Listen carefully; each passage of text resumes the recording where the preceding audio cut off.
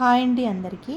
ఈ వీడియోలో ఏంటంటే చాలామంది సబ్స్క్రైబర్స్ అడిగారు, మాకు ఉక్సుల పట్టి కుట్టేటప్పుడు గ్యాప్ వస్తుంది మధ్యలో, ఆ గ్యాప్ రాకుండా ఉండాలంటే ఎలాంటి టిప్ పాటించాలి అని కొత్తగా నేర్చుకున్న వాళ్ళు కూడా చాలామంది అడిగారు. అయితే ఆ గ్యాప్ రాకుండా ఉండాలంటే ఈ చిన్న టిప్ అయితే ఫాలో అవ్వాలి.